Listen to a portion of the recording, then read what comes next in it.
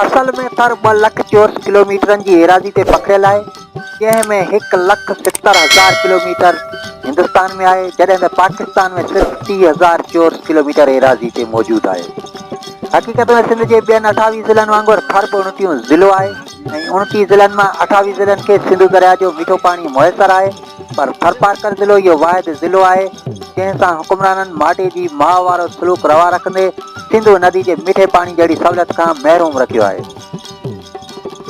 ज़िलो थरपारकर को इंडिया जो हिसो कोन्हे, राजस्थान जो हिसो कोन्हे, गुजरात जो हिसो कोन्हे, पर असांजो इहो रेगिस्तानी इलाइक़ो पाकिस्तान ऐं सिंध जो हिसो आहे। जेकॾहिं पंजाब जे रेगिस्तानी हिसे चोलिस्तान खे कैनाल ज़रिए पाणी जो बंदोबस्तु करे ॾिनो पियो वञे त पोइ थर खे कैनाल ज़रिए मीठे पाणी जी सहूलियत छो नथी ॾेई सघिजे। थर में बि 20 लख जे लॻभॻि इंसानी आबादी रहाइश पज़ीर आहे। 4,000 खां 5,000 जे लॻभॻि नंढा वॾा ॻोठ आहिनि ऐं लखनि जे तइदाद में चौपायो माल आहे, पर हिन मुल्क जे हुकुमराननि खे टके जो बि अहसासु नथो थिए जो थर जी ज़मीन खे आबादी लाइक़ु बणाइण ऐं सरसब्ज़ वो शादाब करण त कयो, पर मिस्कीन ऐं मज़लूम माण्हुनि खे पीअण लाइ बि मिठो पाणी नथो ॾिनो वञे। मिस्कीन मारवाड़ा अॼु 21 सदीअ में बि खूहनि जो खारो ऐं ज़हरीलो पाणी वापराए रहिया आहिनि, जंहिंमां अनेक बीमारियूं जनम वठी रहियूं आहिनि ऐं थरिया वीचारा इन्हनि बीमारियुनि वेगे आहिस्ते आहिस्ते तड़पी तड़पी पंहिंजा पसा पूरा करे रहिया आहिनि, पर हुकुमराननि लाइ हया शर्म नाले का शइ ई कोन्हे।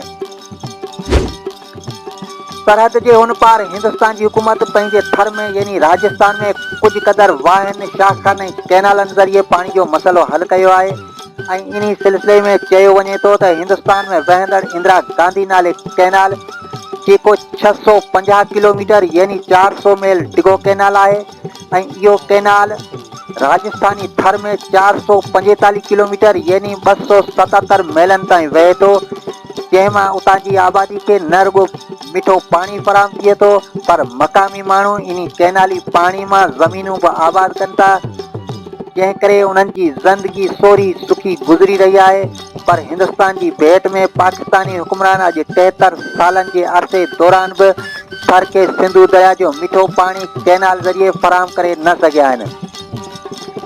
नतीजे में थरी अवाम अॼु 21 सदीअ में सुर्ख मिठे पाणी लाइ सिकी रही आहे, पर करप्ट हुकुमराननि खे थर जी उञायल अवाम जो टके जो बि अहसासु कोन्हे।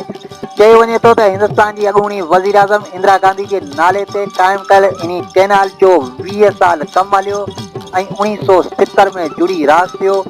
ऐं 1984 में मज़कूरा कैनाल जो नालो इंदिरा गांधी कैनाल रखियो वियो ऐं अॼु जेतिरी एराज़ी में बि इहो इंदिरा गांधी नाले कैनाल वहे थो,